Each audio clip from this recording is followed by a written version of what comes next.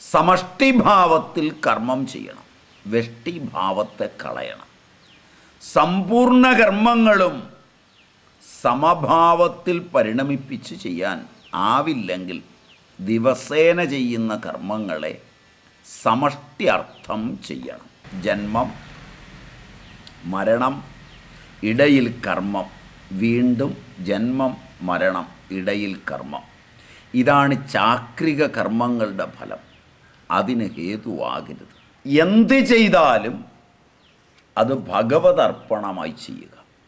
എന്ത് കഴിക്കുന്നതും ഭഗവതർപ്പണമായി കരുതുക.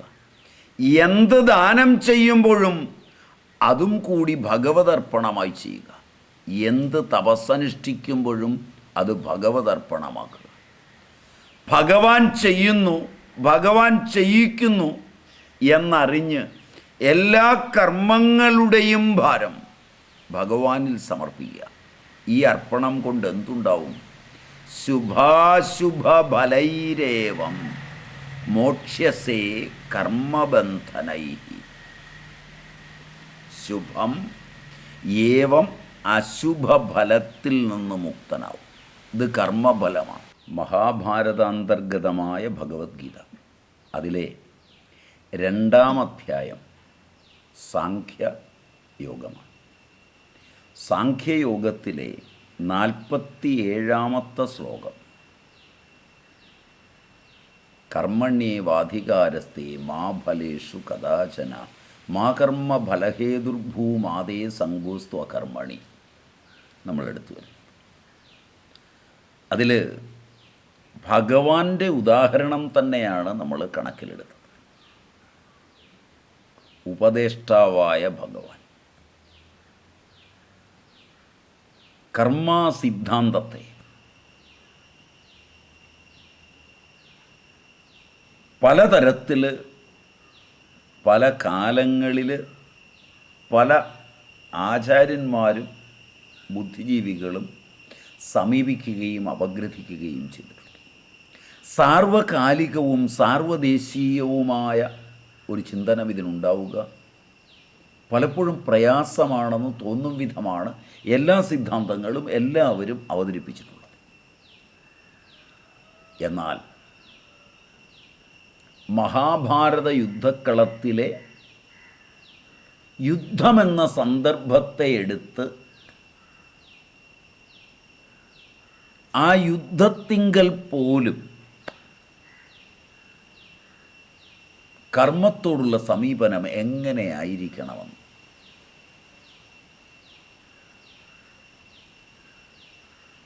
കർമ്മത്തിന് മാത്രമാണ് അധികാരമെന്ന് ഫലത്തില്ലെന്നൊക്കെ പറയുമ്പോൾ ഭഗവത് ജീവിതം, ശ്രീകൃഷ്ണ ചരിതം ഈ സിദ്ധാന്തത്തിന് അനുഗുണമായിരുന്നുവോ എന്ന്, അത് ശാന്തിയെ ഭഗവാന് പ്രദാനം ചെയ്തുവോ എന്ന്, ഇന്ന് നാം ജീവിക്കുന്ന അന്തരീക്ഷത്തിൽ നമ്മെ അശാന്തമാക്കുന്നത് ഈ സിദ്ധാന്തത്തിൻ്റെ പ്രയോഗം നഷ്ടപ്പെട്ടതാണോ എന്ന് ശ്രുതിയെയും സ്മൃതിയെയും ആചാരങ്ങളെയും വച്ചു നോക്കുവാൻ ഒരവസരമാണിത്. ഉപദേഷ്ടാവായ ഭഗവാനെ തന്നെ പരീക്ഷിച്ചു നോക്കാൻ പര്യാപ്തമായ ഒരു ഉദാഹരണമാണ് നാം പറഞ്ഞത് അശ്വമേധം. അശ്വമേധത്തിങ്കൽ ഭഗവാൻ സേവകനാകാനാണ് ഇഷ്ടപ്പെട്ടത്. പക്ഷെ ഭഗവാൻ അതിനകത്ത് നമുക്കൊരു വലിയ സന്ദേശം തന്നു.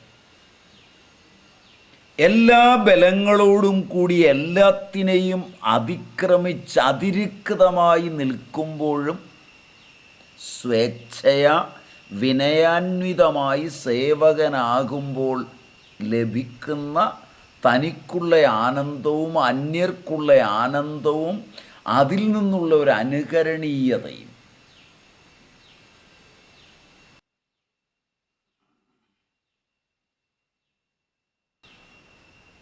ഇതൊരു ബലിഷ്ഠ സന്ദർഭമാണ്. ഒരു പക്ഷേ ഭാരതീയ ജീവിതത്തിലെ അസുലഭ മുഹൂർത്തങ്ങളിലൊന്നാണ്. ശ്രീകൃഷ്ണ ചരിതത്തിൻ്റെ ഏറ്റവും മനോഹര മുഹൂർത്തമാണ്.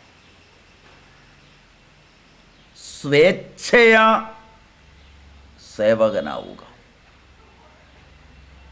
സ്വേച്ഛയുള്ള സേവകൻ ഒരു രസമാണ്. ഒരിക്കലും പരാധീനനായ സേവകനാവരുത്. എച്ചിലെടുക്കുന്നതിന് സ്വേച്ഛാസേവകന് വിവശതയില്ല. അത് ആനന്ദത്തിൻ്റെ കാര്യമാണ്.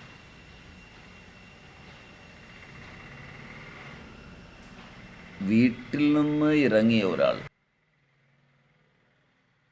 അന്യ വീടുകളിൽ നിന്ന്, പരിചയക്കാരുടെ ഗൃഹങ്ങളിൽ നിന്ന്, ബന്ധുജനങ്ങളുടെ അടുത്തു നിന്ന്, ഹോട്ടലുകളിൽ നിന്ന് ഒക്കെ ഭക്ഷണം കഴിക്കാറുണ്ട്. കഴിച്ചു കഴിഞ്ഞ് ആ ഇല എടുക്കണം എന്നു വന്നാൽ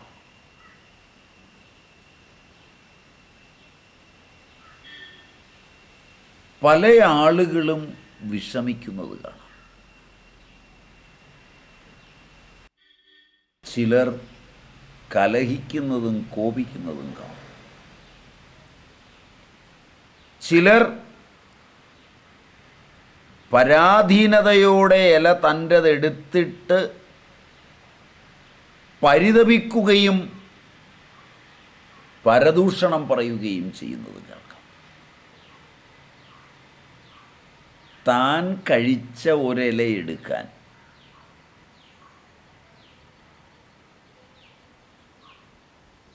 വിഷമിച്ചു നിൽക്കുന്ന ആധുനികതയോട് താരതമ്യം ചെയ്തുകൊണ്ട് ഒരശ്വമേധയാഗത്തിൽ പങ്കെടുത്തവരുടെ എച്ചിലല എടുക്കുന്ന ഭഗവാനെ താരതമ്യപ്പെടുത്തിയാൽ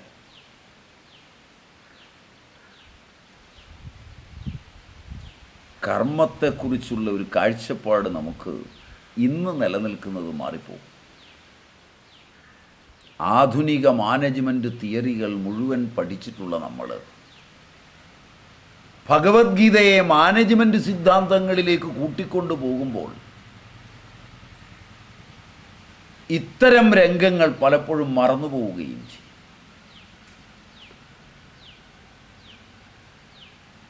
ജീവിതത്തിൻ്റെ ലാളിത്യം അതീവ സുന്ദരമായാണ് ഇവിടെ ചിത്രീകരിക്കുന്നത്. കർമ്മ ഫലത്തിൽ അധികാരമില്ല എന്ന് വളരെ വളരെ ശക്തമായി ചൂണ്ടിക്കാണിക്കുന്ന രംഗമാണ്. ഇനിയുള്ളത് മാ കർമ്മ ഫലഹേതുർഭൂഹു എന്നതാണ്. കർമ്മണ്യേവാധികാരസ്ഥേ എന്ന പ്രഥമ സൂത്രത്തിൽ പറഞ്ഞത് നിനക്ക് കർമ്മത്തിൽ തന്നെയാണ് അധികാരമെന്നു തന്നെയാണ്, ജ്ഞാനനിഷ്ഠയിലില്ല എന്നാണ്. ഒന്ന് കർമ്മമാണ്, രണ്ട് കർമ്മനിഷ്ഠയും. ഇപ്രകാരം ഒന്ന് ജ്ഞാനമാണ്, രണ്ട് ജ്ഞാനനിഷ്ഠയും.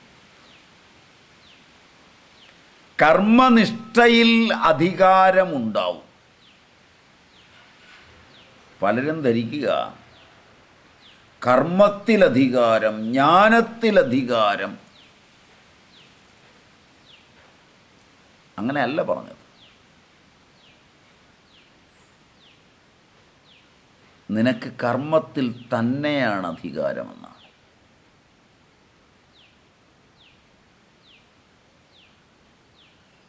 അവിടെ കർമ്മനിഷ്ഠയിൽ അധികാരമുണ്ടാവും.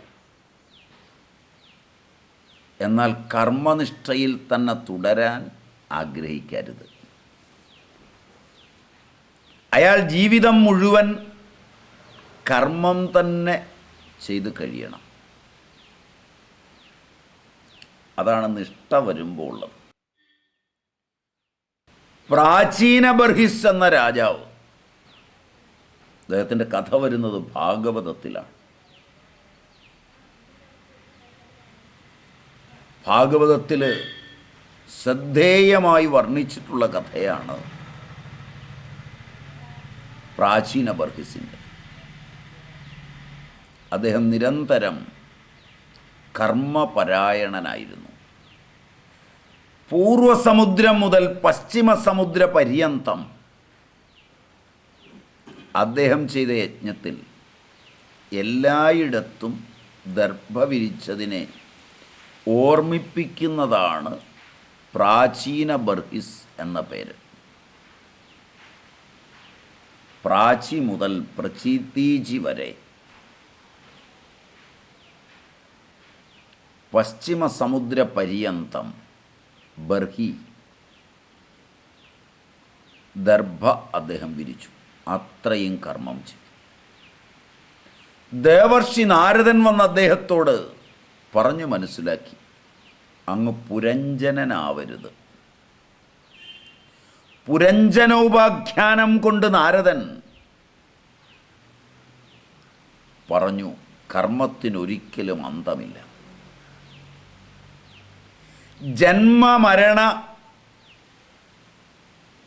പതനം തന്നെയാണ് അതിൻ്റെ പരിണാമം.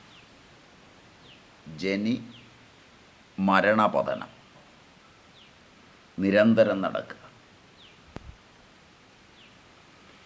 അഗ്രേ വൃകാന സുതൃപോ അവിഗണപ്യയാന്തം പൃഷ്ഠേ മൃഗം മൃഗയ ലുബ്ധഗബാണഭിന്നം. അഗ്രേ വൃക ന സുതൃപോ അവിഗുണപ്യയാന്തം പൃഷ്ഠേ മൃഗം മൃഗയ ലുബ്ധഗബാണഭിന്നം. മുൻപിൽ കടുവ, ഒന്നല്ല അനേകം. അവയെല്ലാം അസുതൃപ്തമാണ്. നിമിഷം, ദിവസം, മാസം ആദിയായ കാലവൃക്കോ ഹന്തി പുരുഷാജം. പ്രാണങ്ങളെ എടുത്തു മാത്രമാണ്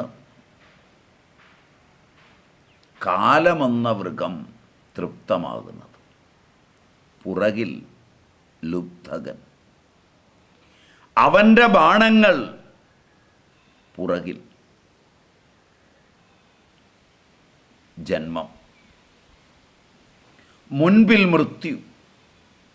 അതുകൊണ്ട് കേവലം കർമ്മനിഷ്ഠാമാത്രം കൊണ്ട് ഉപയുക്തമല്ല. നിനക്ക് ജ്ഞാനനിഷ്ഠയും ശരിയല്ല.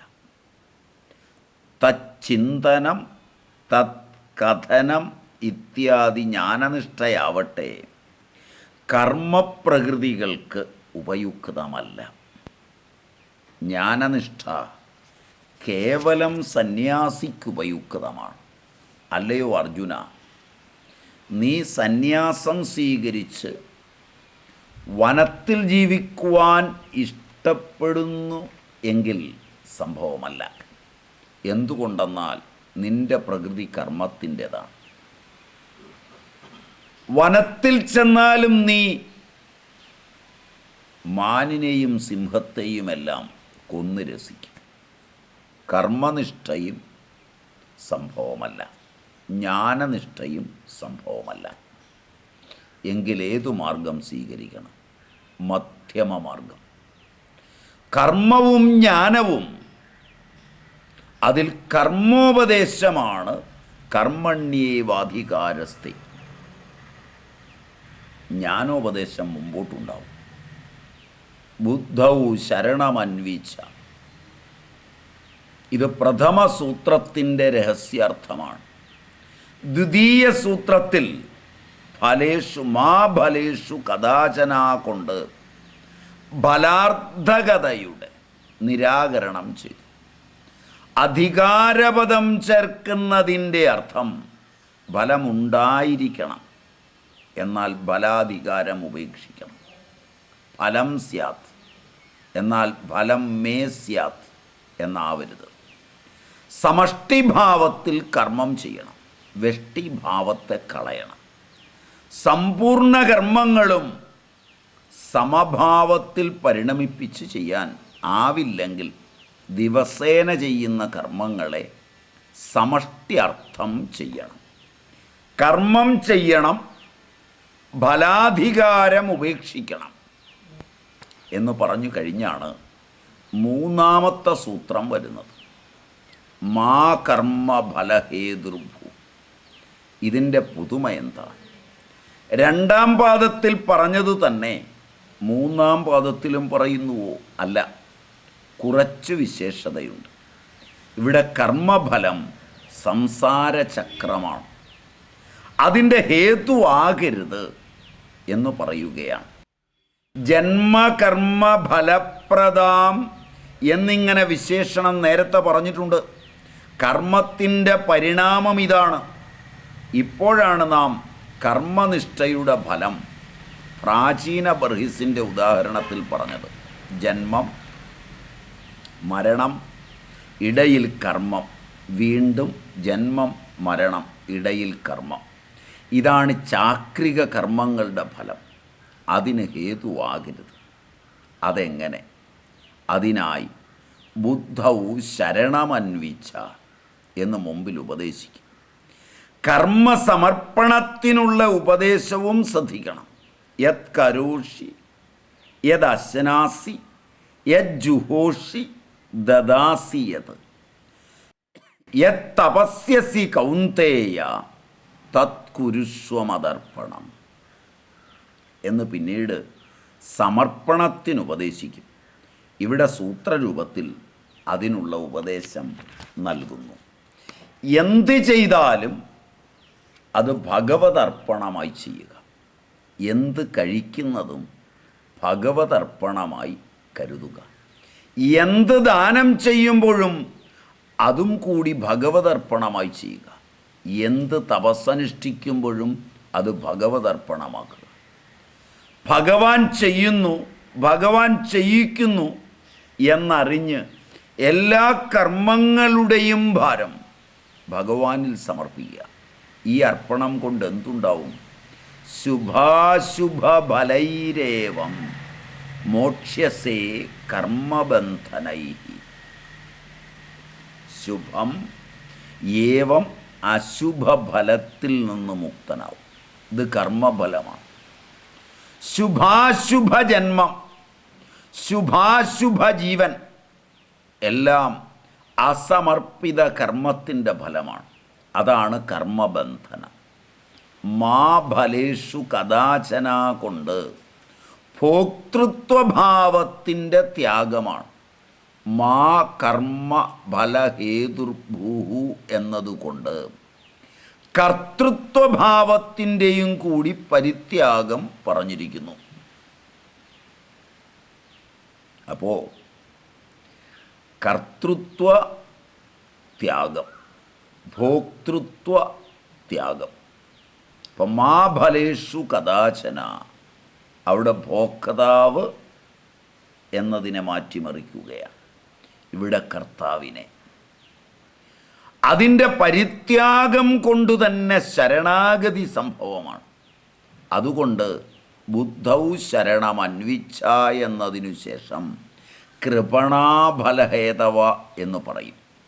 ആ ഫലഹേതുത്വത്തിനു കാരണം മാ കർമ്മ ഫലഹേതുർഭൂ കൊണ്ട് പറയുന്നു. സർവഥ കർത്തൃത്വത്തിൻ്റെ ത്യാഗം പറഞ്ഞില്ല. എന്തുകൊണ്ടെന്നാൽ അത് ജ്ഞാനോത്തരം തന്നെ സംഭവമാണ്. എന്നാൽ മുഖ്യ കർത്തൃത്വത്തിൻ്റെ ത്യാഗം പറയുന്നു. ഒന്ന് മുഖ്യകർത്തൃത്വവും രണ്ടാമത്തത് ഗൗണകർത്തൃത്വം അഥവാ പ്രയോജ്യകർത്തൃത്വമാണ്.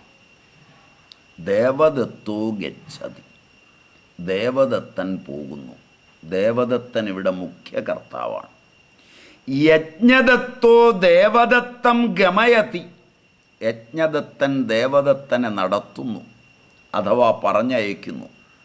ഇവിടെ ദേവദത്തൻ പ്രയോജ്യ കർത്താവാണ്.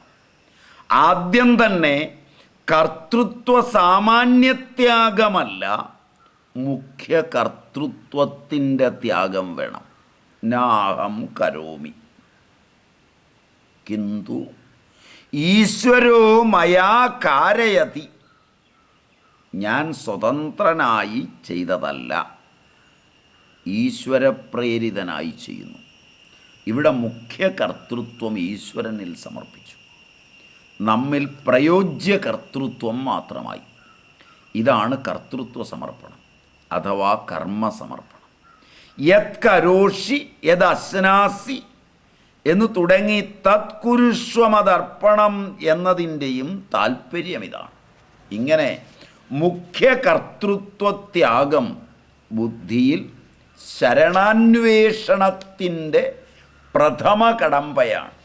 അത് ക്രമത്തിൽ കർമ്മഫലം, അതായത് സംസാരഹേതു ആയില്ല. ഇനി ചതുർത്ഥ സൂത്രം നോക്കാം. മാതേ സങ്കുസ്തു അകർമ്മണി, ഫലത്തിൽ അധികാരം ഇല്ലാതിരിക്കുക, ഫലത്തിൽ അധികാരം ഇല്ലാതിരിക്കുക, മുഖ്യ കർത്തൃത്വം ത്യജിച്ച് കർമ്മഫലത്തിന് ഹേതുവാകാതിരിക്കുക. എങ്കിൽ കർമ്മം തന്നെ എന്തിനു ചെയ്യണം? ഇങ്ങനൊരു ചോദ്യമുണ്ട്. ഒരു ന്യായം പ്രസിദ്ധമാണ്. പ്രക്ഷാളനാധിഭംഗസ്യ ദൂരാദസ്പർശനം വരം, ചെളിയിൽ ചവിട്ടിയാൽ കഴുകുന്നതിനേക്കാൾ ഉത്തമം ചെളിയിൽ ചവിട്ടാതിരിക്കുന്നതാണ്. നേരത്തെ കർമ്മം ചെയ്യുക, ഫലം പ്രാപ്തമാകുമ്പോൾ അതിന്മേലുള്ള അധികാരം ഉപേക്ഷിക്കുക, കർമ്മഫലഹേതുവുമാകാതിരിക്കുക. എന്നാൽ അതിനേക്കാൾ നല്ലത് കർമ്മത്യാഗമല്ലേ? ഇതിന് ഭഗവാൻ ചതുർത്ഥ സൂത്രം പറഞ്ഞു. മാതേ സങ്കുസ്തു അകർമ്മണി, അല്ലയോ അർജുന, നിനക്ക് അകർമ്മത്തിൽ സംഗമരുത്. അകർമ്മമരുത് എന്ന് പറഞ്ഞില്ല, എന്നാൽ അകർമ്മത്തിൽ സംഗമരുത് എന്ന് പറഞ്ഞു. എന്തുകൊണ്ട്? ജ്ഞാനദശ വന്നാൽ അകർമ്മം തന്നെ ആവുന്നതാണ് എന്നതുകൊണ്ടാണ് അകർമ്മം മോശമല്ല. സമാധിസ്ഥൻ അകർമ്മിയാകുന്നു. തത്വസാക്ഷാത്കാരത്തോടെ അകർമ്മമാവും. നൈഷ്കർമ്മ്യസിദ്ധിം പരമാം സന്യാസേന അധിഗച്ഛതി. നൈഷ്കർമ്മ്യസിദ്ധി സന്യാസം കൊണ്ട് വന്നു ചേരും. ഇപ്രകാരം നൈഷ്കർമ്മ്യസിദ്ധിയെ പരമാദരപൂർവം ചർച്ച ചെയ്യുന്നത് മുന്നോട്ട് ചെല്ലുമ്പോൾ കാണാം. അത് അകർമ്മസമാധി അഥവാ സന്യാസം കൊണ്ട് സ്വയം സമ്പന്നമാണ്. സന്യാസത്തിൻ്റെ വിശേഷാർത്ഥം ആ സ്ഥാനത്ത് പറയും. എന്നാൽ കർത്തൃഭോക്തൃകാലത്തിൽ അകർമ്മം സ്വതവേ ഉണ്ടാവില്ല. അവിടെ അകർമ്മം ആലസ്യത്തിൻ്റെ സ്വരൂപമാണ്. എൻ്റെ മേൽ ഒരു ഉത്തരവാദിത്വവുമില്ലാതെ നിശ്ചിന്തനും അശ്രദ്ധനുമാകുന്നത് കർമ്മത്തിൻ്റെ സംഘമുളവാകുന്ന പ്രമാദത്തിൻ്റെ സ്വരൂപമാണ്. കർമ്മസംഘം കൊണ്ടാണ് കർമ്മം വെടിയുന്നത്. അതാണ് ഭഗവത്ഗീതയുടെ ഏറ്റവും തനത് ശൈലിയിലുള്ള പ്രയോഗം. അപ്പോൾ ഇത് രണ്ടിൻ്റെയും നിഷേധമാണ് ഭഗവാൻ ചെയ്യുന്നത്. മാതേ സങ്കോസ്ത്വ കർമ്മണി, അതുതന്നെയാണ് സംഘപദത്തിൻ്റെ സാർത്ഥകത. പ്രമാദാലസ്യങ്ങൾ കൊണ്ട് അകർമ്മിയായാൽ എന്ത് ഹാനി? എന്തുകൊണ്ട് ഭഗവാൻ ഇതിനെ നിഷേധിക്കുന്നു? ഇതിൻ്റെ വിവരണവും മുമ്പോട്ട് കാണാം.